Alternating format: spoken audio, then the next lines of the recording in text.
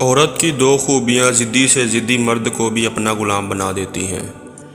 مرد کی عزت کرنا، صبر کر کے پیار سے سمجھانا، مرد سے اونچی آواز میں بولنے کی بجائے طریقے سے بات کو سمجھانا۔ محبت کتنی خوفناک چیز ہوتی ہے۔ تم ایک اجنبی کو اپنا مالک بنا کر تمام تر طاقت اس کے ہاتھ میں دے دیتے ہو، دکھ دینے کی، خوشی دینے کی، اداس کرنے کی طاقت، یہاں تک کہ اپنے آپ پہ سارا اختیار اسے دے دیتے ہو اور اس میں گم ہو کر خود کو بھول جاتے ہو۔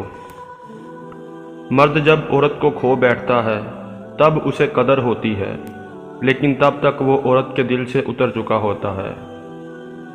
ایک کڑوا سچ یہ بھی ہے کہ عورت کی محبت شروع میں کم ہوتی ہے اور وقت کے ساتھ ساتھ بڑھتی چلی جاتی ہے، اور مرد کی محبت شروع میں بہت زیادہ ہوتی ہے اور وقت کے ساتھ ساتھ کم ہوتی جاتی ہے۔ لوگ کہتے ہیں کسی کا انتظار بہت اذیت ناک ہوتا ہے، اور کچھ لوگ کہتے ہیں کسی کو بھولنا بہت اذیت ناک ہوتا ہے، مگر یقین جانیے سب سے اذیت ناک یہ ہے کہ آپ کو پتہ ہی نہ ہو کہ آپ کو بھولنا ہے یا انتظار کرنا ہے۔ عورت جس مرد سے محبت کرتی ہے تو اس کے سامنے غصہ دکھاتی ہے، روتی ہے، شکایت کرتی ہے، اپنی بات منواتی ہے اور بار بار اپنی محبت کا اظہار کرتی ہے، تو جب اس کی محبت کی قدر نہیں کی جاتی تو وہ پتھر کی ہو جاتی ہے۔ اگر کوئی اہمیت دینا چھوڑ دے تو آپ شکایت کرنا چھوڑ دیں، خاموشی اختیار کر لیں۔ یاد رہے، ہر وقت دستیاب رہنا، پیچھے پڑے رہنا، ہر وقت کی شکایتیں آپ کی اہمیت کو گھٹاتی ہیں۔ بھیک میں خیرات ملتی ہے، مقام، مرتبہ اور عزت نہیں۔ 3 کام اللہ کو بہت پسند ہیں: ٹوٹے ہوئے دلوں کو جوڑنا، دل نہ چاہتے ہوئے بھی معاف کرنا، کسی کے گناہ پر پردہ کرنا۔ خدا کے نزدیک کسی انسان کی عزت جتنی زیادہ ہوتی جاتی ہے، اس کا امتحان بھی اسی قدر سخت ہو جاتا ہے۔ ہمیشہ زندگی میں ایسے لوگوں کو پسند کرو جن کا دل چہرے سے زیادہ خوبصورت ہو۔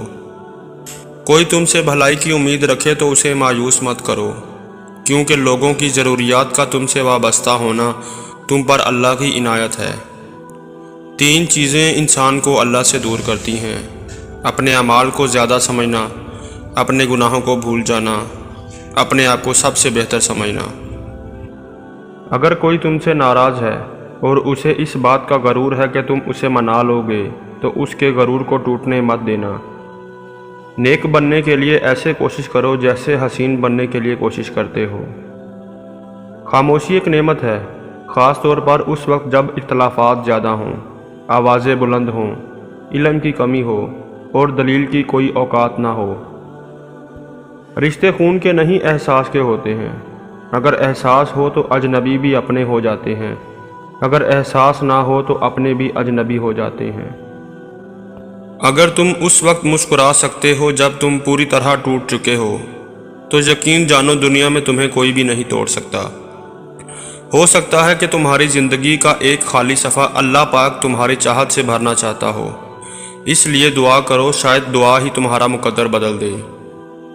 کیوں نصیب کے لکھے سے روٹھ بیٹھے ہو؟ کیا جانتے نہیں دعاؤں سے تو نصیب بھی بدل جاتے ہیں؟ کیوں معجزوں پر سے یقین کھو بیٹھے ہو؟ کیا جانتے نہیں کہ معجزوں پر قدرت رکھنے والا صرف اللہ پاک ہے؟ اللہ کو ٹوٹے دل سے بے حد محبت ہے، اس لیے دکھی دل والے اللہ کے قریب ہونے لگتے ہیں۔ جب اللہ آپ کو اپنے قریب کرنا چاہتا ہے تب آپ کو آزمائش میں ڈال کر اپنے قریب کر لیتا ہے۔